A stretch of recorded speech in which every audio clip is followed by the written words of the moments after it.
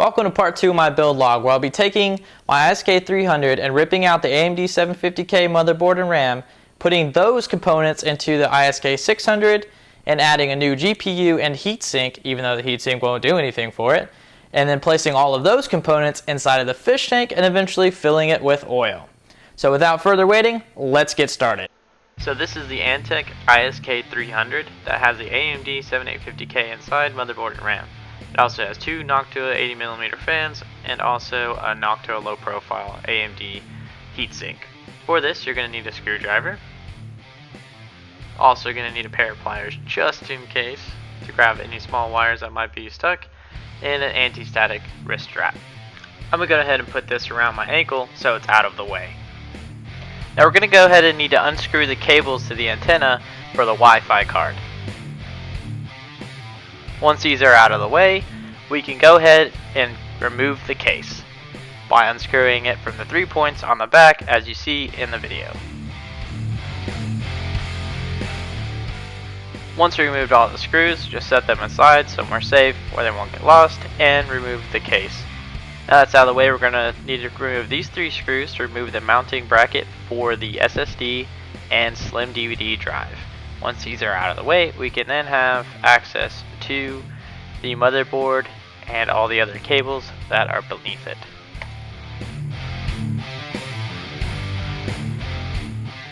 Now that we have the SSD and the CD drive out of the way and unplugged, we're going to go ahead and want to unplug any other cables that we can get out of the way before we start trying to remove the motherboard and RAM.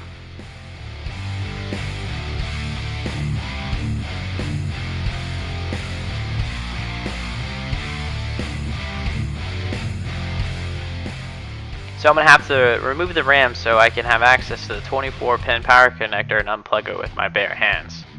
This is Kingston HyperX RAM. It's pretty good, I guess. RAM doesn't really matter or affect the system speed too much unless you have an APU, in which case you're going to want a lot of RAM. And now each one of those sticks is 8 GB each, totaling to 16 GB of system RAM for my APU to access. Trying to use my trusty pliers to remove this 24-pin cable isn't really going to work out too well for me, as I really don't have too much grip when trying to pull the 24-pin cable out with my hands, as you can see here. So I kind of fight with it, but eventually what I'm going to do is actually use a standard Phillips head screwdriver and remove the 4 screws holding down the motherboard in each of the corners. And then you'll see me remove the 24-pin cable later on.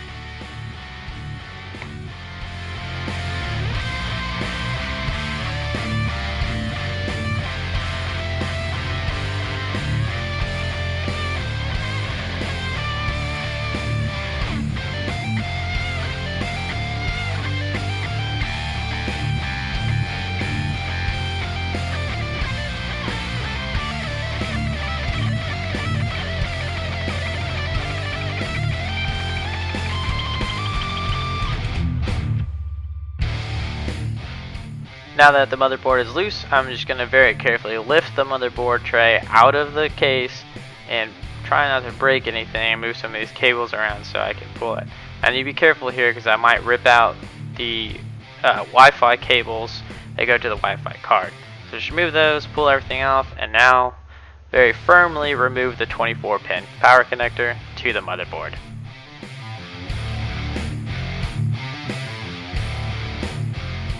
Done with the case, don't forget to grab the I/O shield because we're going to need that later for the ISK600. So let's just put that aside for right now, and we're done. For the next part of this build, you're going to need a screwdriver, some pliers, and I just have these extra Phillips head screwdrivers just in case that you see here on the right. And of course we're going to need thermal paste for the CPU and heatsink that we're going to use later on. This is from Noctua, by the way. I usually have Arctic Silver, but I ran out. And a can of air to remove any dust that may be remaining on the heatsink. Also, I have here some isopropyl to remove any thermal paste that's still on the heatsink and or the CPU itself that will remove with cotton balls that is soaked in the alcohol. Now I'm just going to move all the tools out of the way to make some space for my motherboard and heatsink on top of this anti-static mat. I'm going to replace this heatsink with another one that's mostly for aesthetics, because once it's dipped inside the mineral oil, I doubt it's going to make a serious difference in thermal temperatures when the fan is spinning and moving that oil over the blades of the heatsink. But we'll find that out later in another video, but for now, we're just going to go ahead and get to work. I'm going to go ahead and remove the RAM first so it's out of the way, and I can easily remove the heatsink without any interference at all.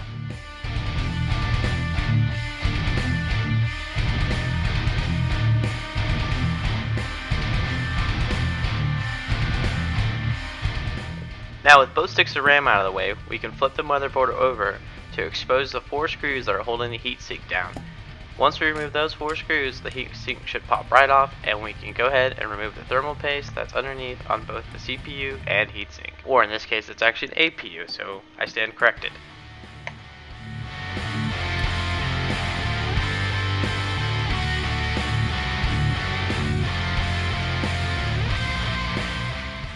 Now that all 4 screws are removed, we're going to carefully lift up the motherboard to expose the heatsink and APU. We're going to move the heatsink out of the way temporarily and get ready to remove all of the thermal paste that is on the APU. So all we're going to need is some isopropyl and then some cotton balls. Just go ahead and put the cotton ball on top of the mouth of the isopropyl, flip it over a couple times to get it nice and damp, and then go ahead and remove the thermal paste by rubbing the cotton ball on the APU until it's nice and clean and all the thermal paste is gone.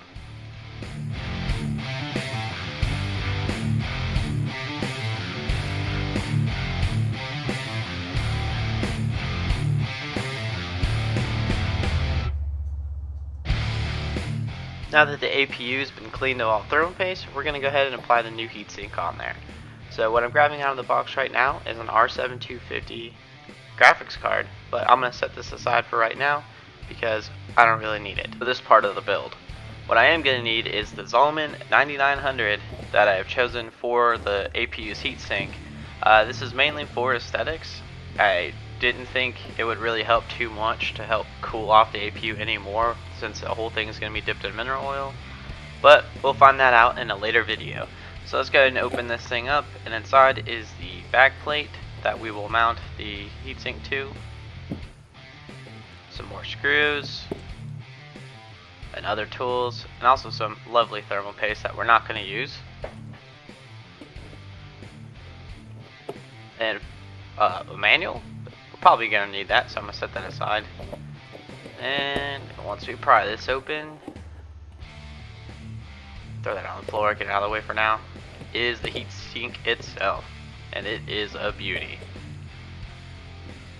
I really like this heatsink because it's pretty unique, and I don't know if it's supposed to do a really good job of cooling a CPU or APU. The reviews online said it did pretty well, but again, this is primarily for aesthetics once it's dipped inside the mineral oil. So I'm just going to kind of play around here and see which direction this is going to face, and I think what I need it to do is pull oil either to the left or right to move oil away from the GPU also. But what I may do is actually have it pull cool oil over itself and then hit the back side of the GPU that will be pulling oil also towards itself. I'm not really sure how that's going to work out, and I actually did forget to clean the heatsink over here, so I'm going to clean that up real quick. So yeah, that way if I put anything on there, it doesn't get a bunch of thermal paste on it. Anyway, so I'm not really sure how the dynamics of the oil is going to affect the heat distribution. So what I think may happen is that it's a lot like air, so airflow or the directional mineral flow should matter, but honestly I don't think it will since it's a 20-gallon tank and this is such a small build. Right now I'm just kind of lining up the the back plate to see how it'll fit, and then I'm gonna go ahead and pull out the mounting bracket so we can get that mounted to the APU. Gotta figure out which one's the right one first. Now I'm going to go ahead and move the motherboard and get it out of the way so that way I can get the mounting brackets all screwed on to the Zalman CPU heatsink. For this, it's actually the shorter bracket that you see right there. And I'm going to take these screws and just screw those into the 4 holes there for each bracket first, before I actually try and mount it to the APU. So just take the bracket like this and slide it in.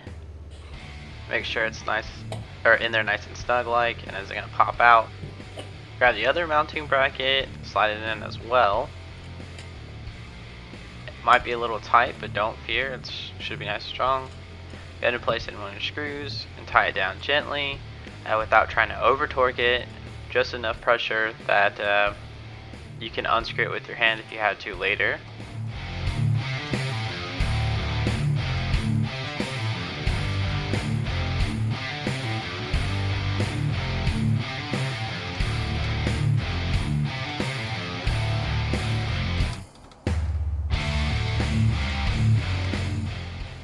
Now that all 4 screws are tight down, we're going to need to prepare the back plate that's going to mount the APU cooler to the CPU. So I'm just going to dump all these screws out here because, I don't really need them.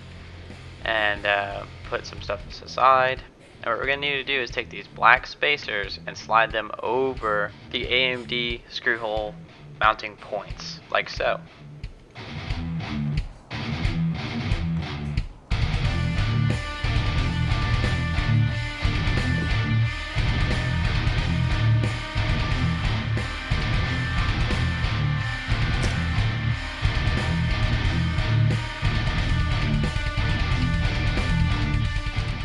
Before we go ahead and screw down the heatsink to the back plate, we're just going to want to go ahead and do a test fit to make sure everything's in the right place before we commit any changes. And in this case, it's a little wobbly, but I think it'll mount.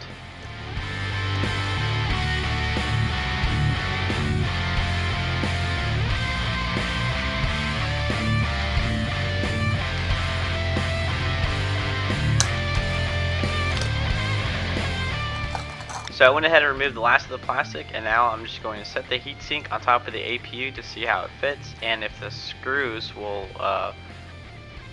be long enough to get to the mounting points on the back plate.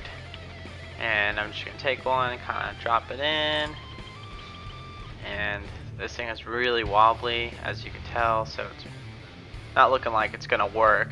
Now don't be like me and try to use a screwdriver to torque down some screws when you actually need an Allen key that was provided in the packaging to actually torque them down.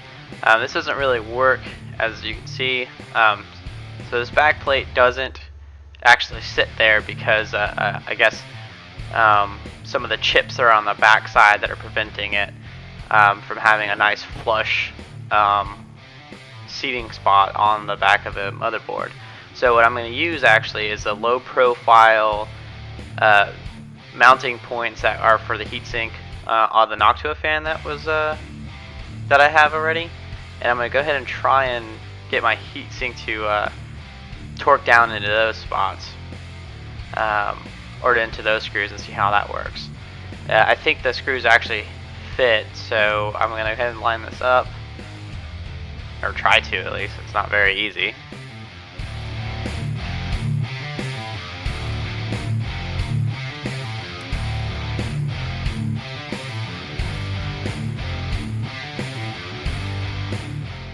I'm going to go ahead and clean my Zalman heatsink with my cotton ball to make sure there's no debris or anything on there. And then I'm going to apply the thermal paste that Noctua gave to me with their heatsink to the APU. Normally I like to use Arctic Silver or something, but I don't have any, so this will just have to do for now. And you're going to want to apply just enough, about the size of a grain of rice. And this actually takes some skill, because clearly I'm not good enough at it. And I've heard rumors that the mineral oil will actually eventually eat away thermal paste on here. So probably 3 or 4 years down the road, I'm gonna have to take this thing out and then reapply some thermal paste. But now I'm just gonna gently set it on there. Try to line it up with the holes. Grab my screws and go ahead and stick my Allen wrench in there, or not. Try to line it up as best as possible. and torque it down a little bit, just enough to hold it in place.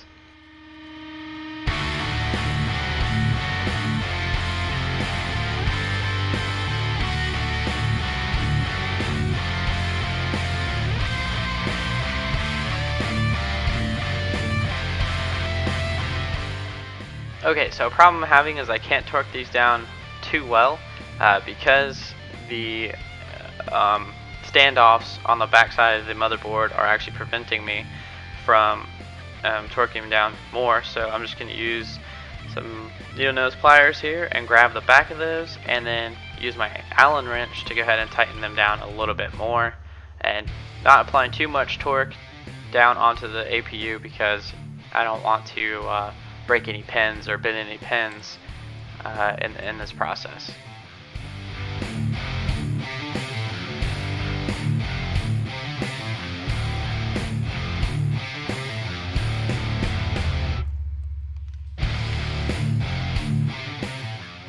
Now that I have the heatsink secured to the motherboard, I'm just going to make sure that it's actually on there and not going to pop off or anything, just by applying a little pressure, not much.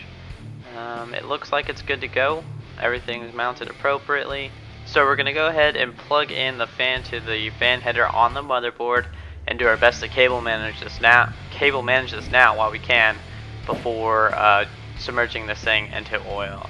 So I'm just going to kind of slide around here underneath the base as best as I can. It's a tight fit, but it still goes in nonetheless.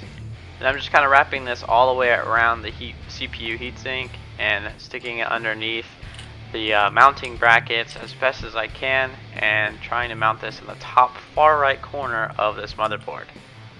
And I'm just going to stick it into the CPU fan header, and we're done. So now I'm just going to cable management a little bit and meet you at the next part.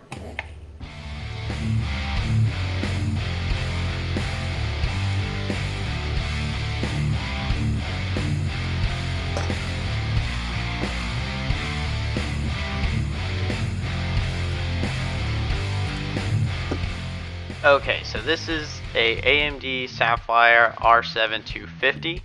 We're going to go ahead and unbox this. Now, I chose this because I wanted to do crossfire with my APU, and this is the last generation card that will work for my APU.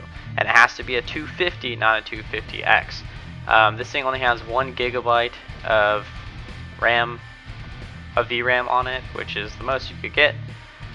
But let's go ahead and unbox this. So just, you know, your standard manuals, drivers, a little Sapphire thingy, and some stickers, which is cool. The packaging is not too great because this is a very low end card, and I would never recommend buying one of these because in reality it's just a waste of money. And inside of the static bag is the R7 250 itself. And remember, I just chose this so I could get some very minor improvements with my APU. So here's this tiny little card, and this has a little dirt on it or some sort of gunk. I hope this isn't used, but it's good enough for what it is. Nice little heatsink, some more dirt and grime on there, so I'm gonna clean it a little bit or see if I can. But again, nobody ever buys this kind of card for gaming. If you have an APU out there and you want to improve your, I don't know, visuals a little bit better, you can get an R7 250 for it. Remember, an R7 250, not 250X, and then you can do crossfire with the APU. You're going to need a lot of RAM on the motherboard that the APU will use. I have 16 gigabytes of RAM. Both sticks are 8 gig sticks, so it'll use a lot of that RAM. Or both the graphics card and the APU will use a lot of that RAM, and that will really help out since the graphics card itself only has 1 gigabyte, which a lot of games nowadays use at least 2 gigabytes of VRAM. Before I install the graphics card onto the motherboard, what I'm going to want to do actually is mount the motherboard itself to the ISK600 frame, as you see the frame coming into the into the video now. And the reason why I'm doing this is so I can try and cable manage all the cables as best as I can before I put down the graphics card and it's all in the way. So I'm just gonna kind of get everything into focus here, and then don't forget to install your IO shield first. We took that out a very long time ago, and now I'm just going to put that in there. By applying pressure to all four corners, it should just pop right in and not take very much pressure.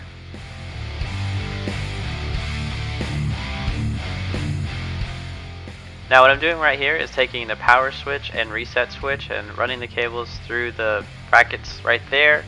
And I'm doing this because eventually I'm going to put the motherboard on top of these to help hide the cables. I'm also going to do the same thing with my SATA cables and run those underneath the motherboard as well, so they're out of the way and you can't really see them.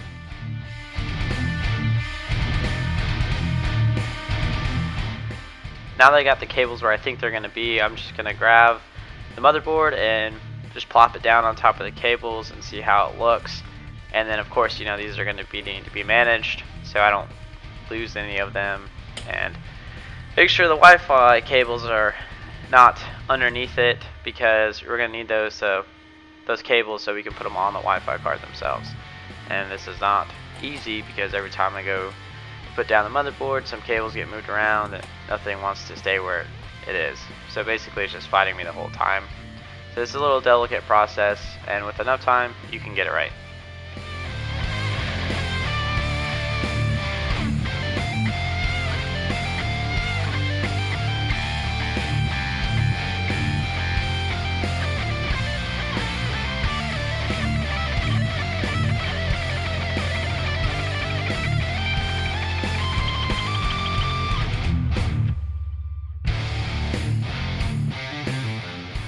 The motherboard where I think it needs to be, I'm going to go ahead and mount the motherboard to the frame by screwing down at these 4 points that you see here, and then eventually the graphics card should hide those cables once we attach it to the motherboard and the PCI Express slot itself, as you will see later.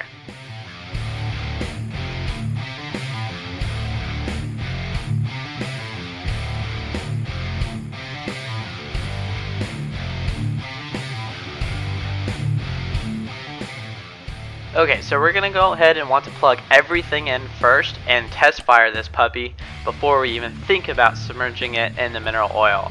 I will be testing to make sure it works off camera, so you won't see that part, but that's okay.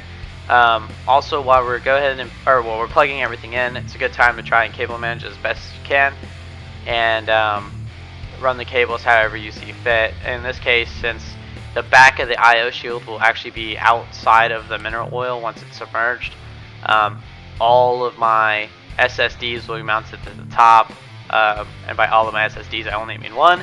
The slim DVD drive that was originally inside the ISK600 and the ISK300 for that matter are both going to be mounted to the top, where the 120mm fan would normally sit there on the very back, as you can kind of see where the IO shield is. So the reason why that we wanted to plug everything in first and test fire is because if we submerge this in mineral oil and it doesn't turn on, it's going to be a pain in the butt to try and figure out what's going on here. As you may have noticed too, I also went ahead and installed the RAM. We can do this at any point, but I typically like to do it before I cable manage, because sometimes I can hide the cables around the RAM or get them in as needed.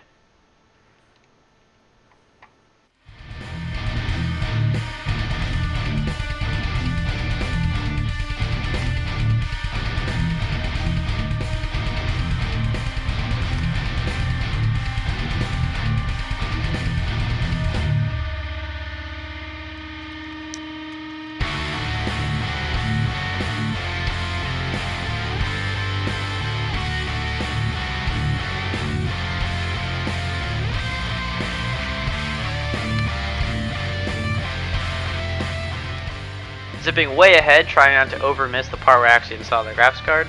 I am going to install the graphics card now and just kind of slide it in here, and watch out for those cables. Sorry about this part, just showing you my crotch, which you're probably all want to love and see. And the graphics card just snapped right in, and just going to check to make sure it's locked in there. and I'm going to manage these cables a little bit and kind of push them underneath the plastic shroud that covers the heatsink and protects the fan from any loose cables.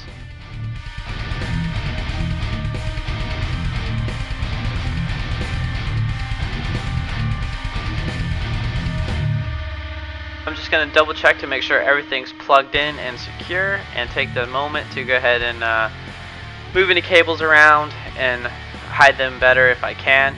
But at this point we're done mounting the motherboard, heatsink, and installing the GPU to the ISK600 frame, and it is now ready to be submerged in mineral oil, which will be in the next part of this video. So unfortunately you'll have to wait one more minute, and I want to apologize for the smear mark that's on the lens there. I hope it didn't bother too many of you too much, and if it does, trust me, I understand. And with that being said, I want to thank you for watching this video, and I'll see you on the very next one soon.